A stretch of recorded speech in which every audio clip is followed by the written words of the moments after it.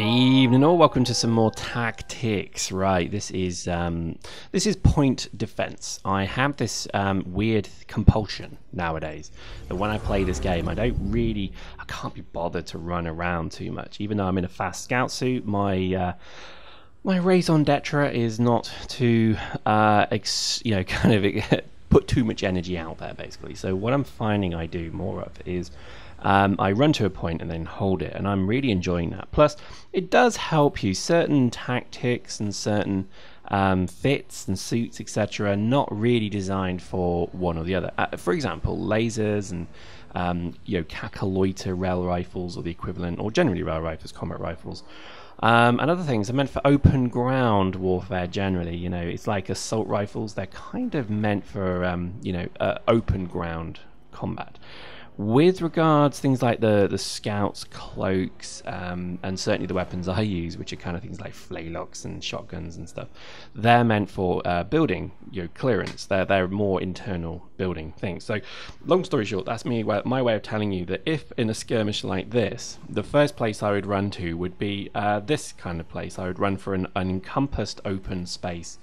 Or rather away from an encompassed open space, and I would look to, as I drive my LAV in, I'm sort of like ready for a quick pickup. I find that generally I have to stay inside. I also find that generally this game becomes a bit more easier as well if you have natural cover, to be honest. So, it's worth bearing that in mind. I like this particular configuration of building as well, because to me this really does seem to to channel people through. So heavy machine guns have a difficult time dealing with this kind of layout as well. As I completely beach the LAV, it's now a nice little it's now a nice little kind of roadblock for them. We now basically see our cloaky, scouty predator fit come to fruition. Now, I'm calling this my predator fit because of obviously my little trolley video for 1.8, which was me being a predator. To me, this is very much the same as being a predator in my mind, because you have a cloak, you have a very powerful single shot weapon, and if you're a good shot with it, you can do quite a lot. So it's a good, I like the combo with it. It's not particularly powerful though. I think if you've got skills and scrambler pistol, that's probably better to go with. Or if you have the bolt pistol or the iron pistol, they're probably better. The flaylock is by far the worst of all the by a long way the worst of all of the pistols. Even though, there we go, remote explosives. I'm quite enjoying playing this role though. It's nice to be back. I'm not being shot down continually all the time. I'm not continually being shot down by aim assist. It doesn't feel like there's a huge amount of power in a lot of the guns as they used to be, which I don't mean in a bad way, I mean in a good way. Guns don't seem as potent as they used to be. I think also, I could be wrong, but the reductions of damage mods has been one of the best things they could have done, because damage mods were just far too powerful, and I do mean like far too powerful, because it took a standard gun and gave it potentially 25% boost if you ran 3, I don't know, maybe more, but it did feel a bit much.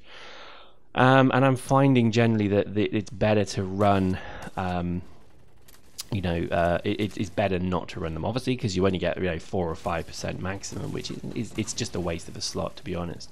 People are tanking more, which is again not a problem, so you get more of a gunfight, you get less of a kind of a wipeout, you get more of a fun fight. And yes, I'm missing all of these dudes with my flaylocks. Oh no, there we go, a surprise kill.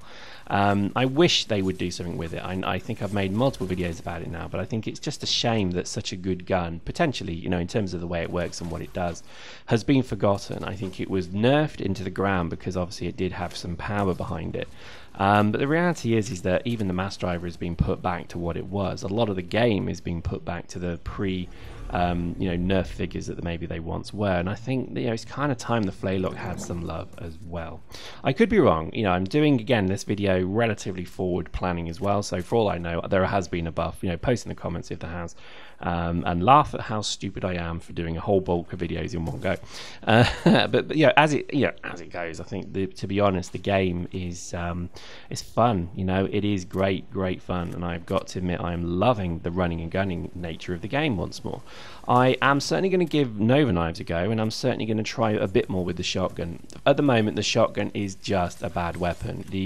I'm more likely to kill something with a flintlock than a shotgun. That shows you how bad the shotgun must be for me.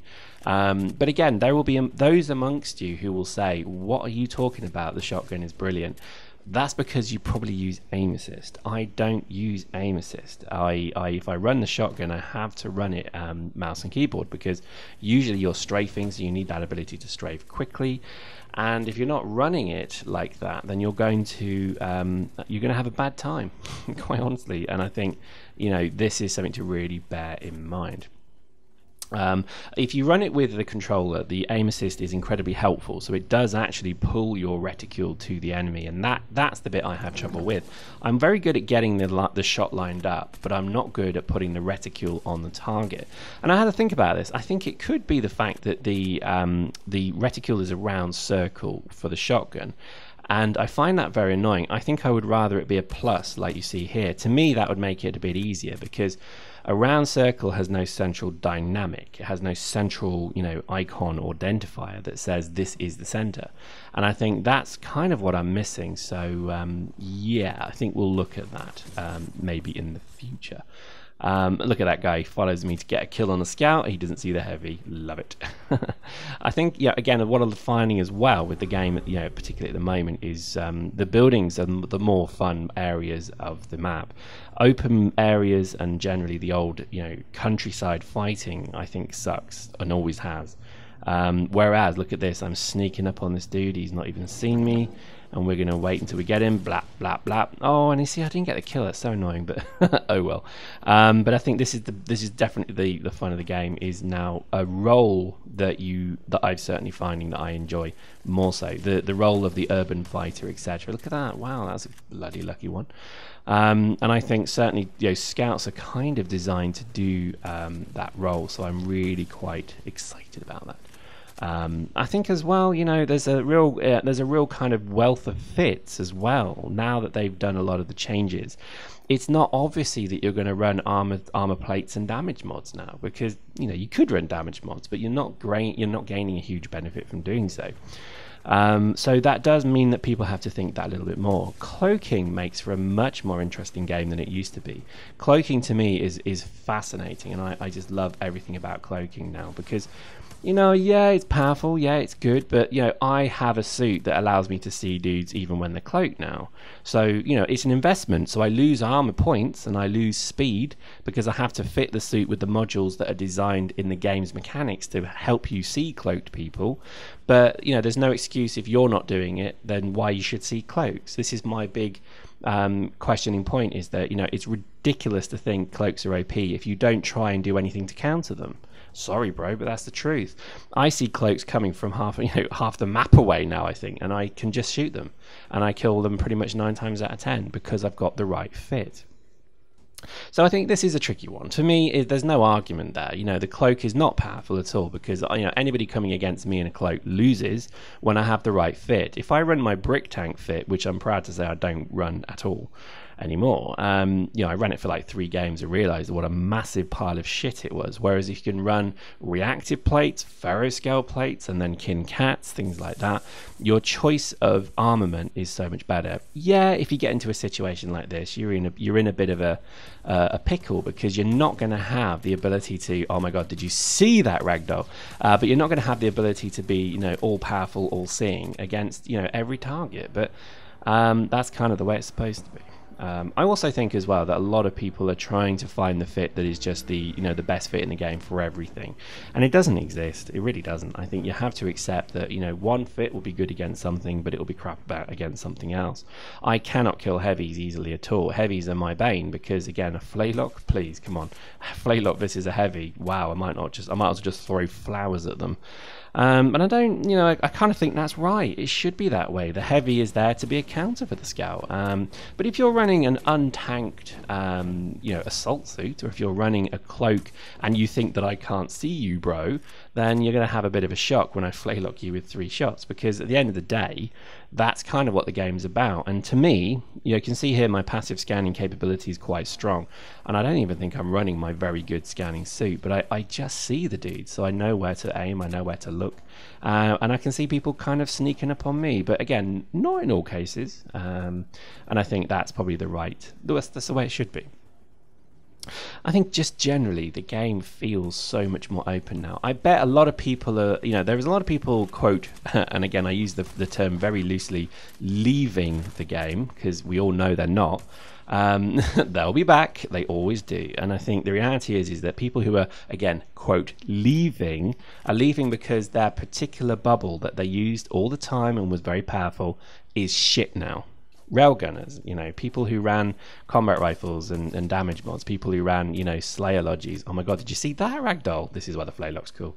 I think they are now unhappy because they maybe can't be as effective as they used to be. Well, to be honest, jog on, sod off, don't care. If you're going to be that kind of player that says, look at me when they've nerfed the flaylock and the scout. I'm using the flaylock and the scout still because I still get like 5 to 10 kills a match with it and I have fun with it. But it's not my fit, you know what I mean? And I know that I can't run it solo as a gun all the time. It's going to have to be something that when this sidearm event is over, I go back to probably the rail rifle, unfortunately, or something like that. I think you just have to keep adapting your playstyle, because I just can't stand these whining babies who sit there and say, the game's dead, oh, wah, wah, boo-hoo, they nerfed my railguns, or they nerfed my combat rifle. Well, get over it, seriously. This ain't COD, bro. Move on.